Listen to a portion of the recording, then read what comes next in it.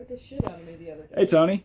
It's Friday, and it's a little dark in here. Actually, it's a little better when I face up towards the light. But first off, to answer your question of the week, I think my favorite voice I've ever done was actually done at Kingdom qualifiers for Amtgard a month ago.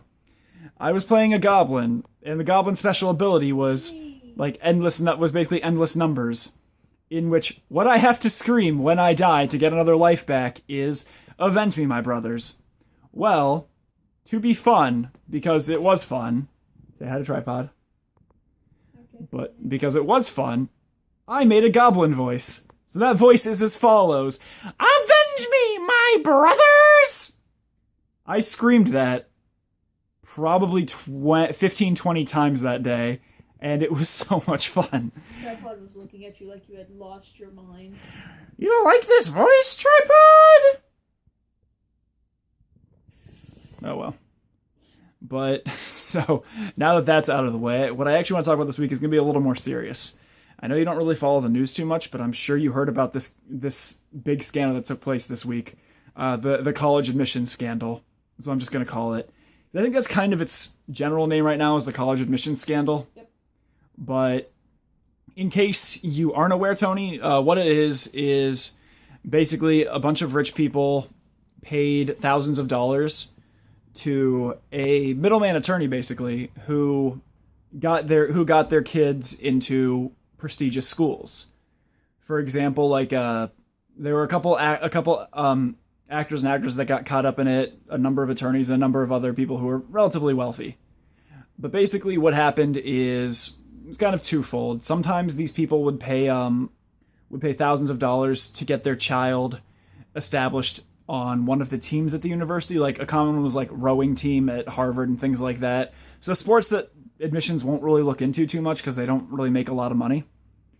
But that was one thing they would do. They would also just legitimately have other students literally take their SATs and ACTs for them. Smarter students, or would even just bribe officials who did the exam to basically make their kids have a higher grade. So all of this was over probably about a 5-year time period or so, in which there were thousands and thousands. I think there were hundreds of thousands of dollars, maybe even millions of dollars that were traded hands in this scandal, whether it be bribes or anything like that. But it kind of got me thinking, and I read a really good column this week about how, although the scandal is awful and really puts American education in a terrible light, the educational system itself is already rigged in favor of those who are wealthy. Yep. Which, to kind of continue on that thought itself and continue on that analysis, it also proves that education is so competitive now, because these are already wealthy people who already gave their children a lot of benefits in that, which I'll get into briefly here.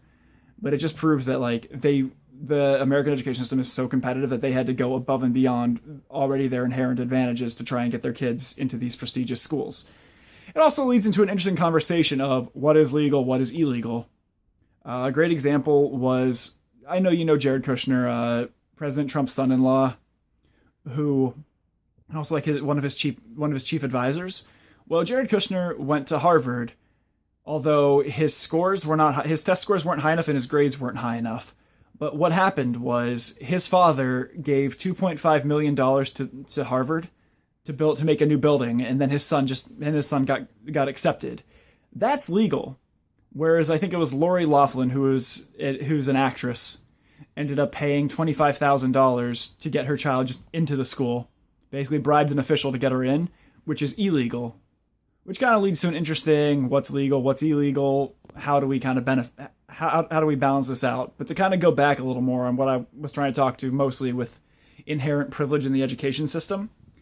So wealthy parents, and by extension wealthy families and children who have good means, already have a much bigger advantage over those who are impoverished in the education system, because those wealthier students have the ability to go to better schools, because a lot of your best schools in the country are your suburban schools, whereas your inner city schools are usually underfunded and underachieving. And a lot of that comes to the fact that wealthier parents can buy a house in the suburbs, send their children to these better schools, which gives them a better education. You and I were actually beneficiaries of that. Now Kent Roosevelt's already a very good school, but compare it to even like Ravenna, for example.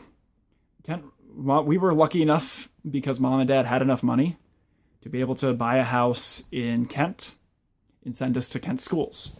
Because of that, you and I received a much better education than someone from like Springfield, Ohio, or Palestine, Texas, or even, for example, Springfield, Massachusetts, because the schools here are underfunded, impoverished, and underperforming.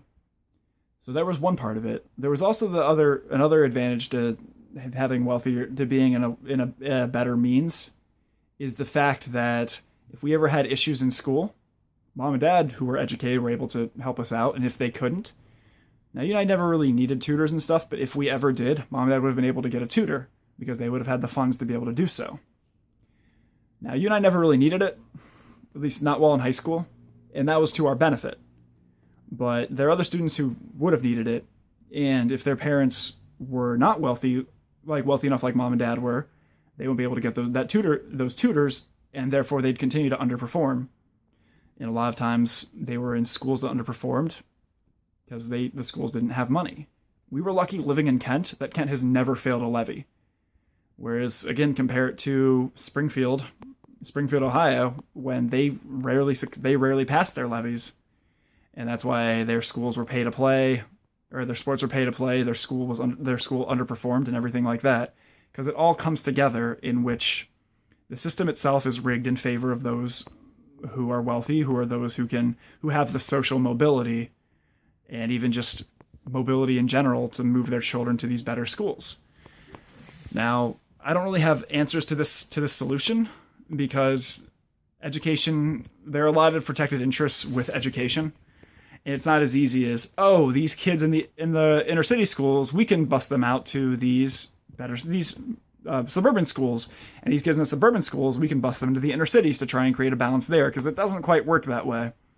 Now, there are no real solutions to this, but it is at least something to think about in how the education system is so competitive that people who already have all the inherent advantages needed extra advantages that were illegal, or even those who make legal but unethical donations and such to these schools that have the benefit to being able to go to those great schools like your Harvards, your Yales, your Stanfords.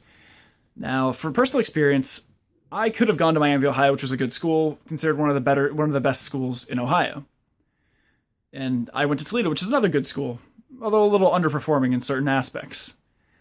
But I at least would have had the advantage of going to one of those. Whereas, or not the advantage, but I went to one of those because I was able to get in. Now, had I applied to Harvard or Yale, I probably wouldn't have gotten in because my test scores weren't high enough. My grades, though good, weren't Harvard good. And it leads to an interesting situation in which maybe it had now I didn't apply to those schools, but if I did and my test scores were high enough, because they only admit a certain number of students, those illegal bribes to get students into the school would then stop somebody else from going into the school, which is part of an even greater problem of education is supposed to be a meritocracy. You get what you're deserved. Now, as I mentioned before, with the inherent advantages, there are differences with that, but all things being equal, it's supposed to be a meritocracy. And so these parents made it so American education was not a meritocracy, and made it so the wealthy who have the inherent advantages got even more advantages. So Tony, my question for you is, what is your thought on the whole college admissions scandal? Tony, I will see you on Tuesday. Later, bro.